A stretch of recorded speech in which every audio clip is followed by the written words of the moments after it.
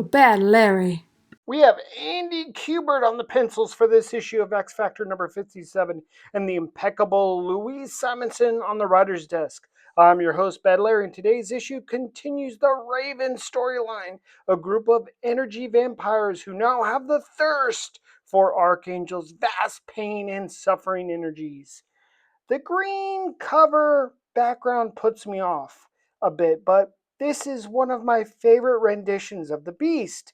Jim Lee is second, but I like Beast being a little more like lithe, a little leaner. Jim made him much more like a gorilla, and he makes him more apish, but seemingly less hairy. I don't know, I just like it. The Louise Simonson run of X Factor is still my favorite X team and run, but even I'm getting a bit annoyed with the Archangel is crazy, lost his mind, he's drugged out storyline. He must be the most tortured character I've ever seen. At this point, Archangel is hallucinating. He thinks he is still the golden haired, feather winged angel. Beast notices a troop of armored soldiers looking to take Archangel out. This poor guy just can't buy any peace. These green armored up soldiers are well prepared. Their armor is repelling Cyclops' optic blast, Jean Grey's telekinesis, and even the brute force of Beast. It's like they've been tailor-made to oppose X-Factor's powers. But can they withstand Iceman's cold as well? These goofballs are mutant haters that belong to the terrorist group called the Right. They used to have the smiley face armor under the control of Cameron Hodge, but X-Factor killed Cameron Hodge, right? Right? The cops and the news down on the ground level actually have a good grasp on the situation. They know X Factor is trying to capture Archangel themselves, and they were attacked by the super green armored soldiers. But will the cops stay on our hero's side? Crimson, the leader and most powerful and most conniving member of the Ravens, sits and waits, waiting for nighttime when she can go out and get Archangel herself. Crimson is a bit Looney Tunes. She's around 200 plus years old. She can't see herself in the mirror. She's probably just bored out of her gourd. The Ravens, you see, they feed off of the painful and hurtful memories and take that negative energy and they use that to feed themselves. They eat people's misery and can kill the people in the process, just like regular bloodsucker vampires. It's a catch-22. The Ravens can take Archangel's torment away, but it will almost surely cost him his life as well. Crimson breaks the mirror. No big deal. Her focus is on the hunt.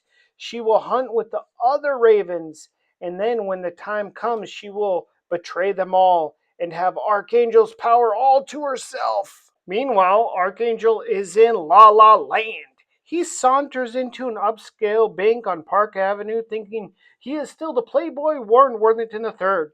The poor bank teller freezes, but then just shoves all the money in her till at Archangel.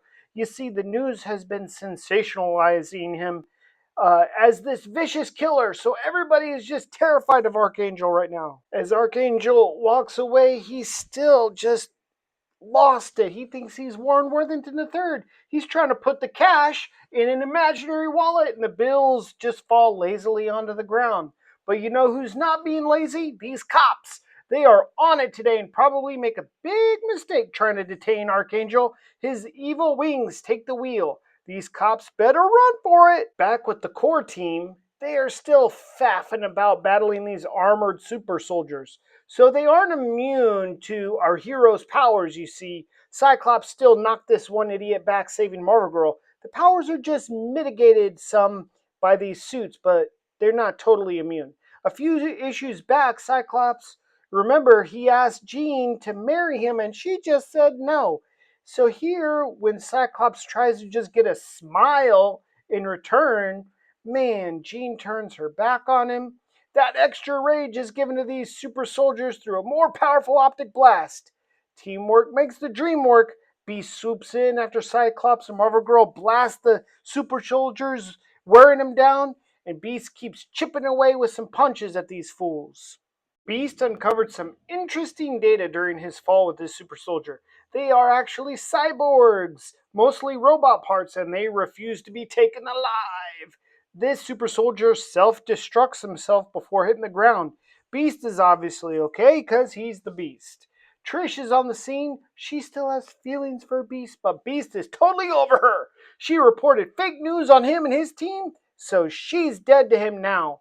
Something changed. All of a sudden, the super soldier robots, all at the same time, stopped fighting and turned to retreat. This is an interesting issue. Remember last issue, Cyclops was still rocking the skull cap as part of the uniform, but now he has the convertible top, letting his hair out and free. I like both looks. I'm fine with either. What do y'all like? The skull cap or the hair out Cyclops uniform? Word is out that Archangel just robbed the bank, so now everyone and their brother is on the way to apprehend him. These green super soldiers have arrived first and have surrounded Archangel and are firing at him left, right, and center. Somehow Archangel's agility is saving him, but he seems cooked. Sometimes I guess it is beneficial to have a set of wings with the mind of their own. Archangel tells the wings to take the wheel. He's no longer in control. The wings take over and start counterattacking. X Factor shows up to see Archangel whooping ass on these super soldiers. They plan to ambush him while he's distracted. Wait, where'd they go? These super soldiers or someone has teleportation powers. Archangel and the super soldiers are elsewhere. Oh my goodness, this robot face is freaking Cameron Hodge. This mother lover just won't die, will he? He looks to be 99% robot now. Of course, Trish Tilby gets some juicy scoop on Archangel. It says it's her duty to report it, which will further piss Beast off. As the dust settles from all the activity, Banshee and Forge from the X-Men team show up to help out X Factor wrangle up Archangel. How nice of them! For some reason, Forge and Cyclops are not friendly. But Forge says he thinks there is some sort of pill in Archangel's skin that's causing him to be crazy and hallucinate. Oh, now I see. Forge had developed a power remover and used that power remover device on Storm, taking her powers away. So not cool, Forge. Cyclops is holding that grudge on him for that.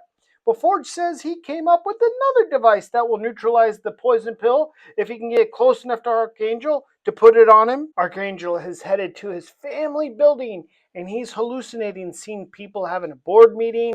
And then he sees his dead girlfriend, Candy Southern. But it's really X Factor. They anticipated Warren would come to this building, but they're not wanting to fight Archangel. But Archangel is loco. He's loco in cabeza. And he's like a freaking pit bull. Archangel's wings lash out with a volley of neuro-disrupting blades. They're coming at the team hot and fast. No good. Cyclops and Banshee do their best to take out the blades without taking out Archangel too. It's tough when they have to be so delicate, but Archangel is fighting full force. A second volley of blades are on the way. Both Marvel Girl and Cyclops have been hit, but that second barrage has given Forge enough time to launch a sneak attack and try to attach his little device to Archangel. Y'all know Forge has that cyber robot leg and Archangel slices it right off. Amazing. Forge hands the device off to Beast and Beast snaps it onto Archangel's waist just in the nick of time as Archangel launches himself high into the sky. But Forge's belt device is starting to work. Archangel feeling a bit woozy. Oh boy, he's falling now. But out of nowhere, an evil pinkish red mist is everywhere. It's evil. It's even attacking the mind of Marvel Girl. The Ravens have arrived in all their evil nighttime vampire glory. But it's not just the 5 or 6 typically hanging around New York City. No. All 23 Ravens from around the globe for the first time in ages have gathered together in order to take their prize, Archangel. The cops start blasting away at the Ravens, doing absolutely nothing. They're literally sucking the energy life force out of Archangel. He is really cooked now. I said it earlier, I really feel badly for Archangel. He has gone through the most torment in a short time period than any other character I can think of. Next issue will conclude the Raven storyline. How can X Factor take on the 23 Ravens and save their friend and teammate in time? Hit that like button, subscribe, and I'll see you real soon. Peace.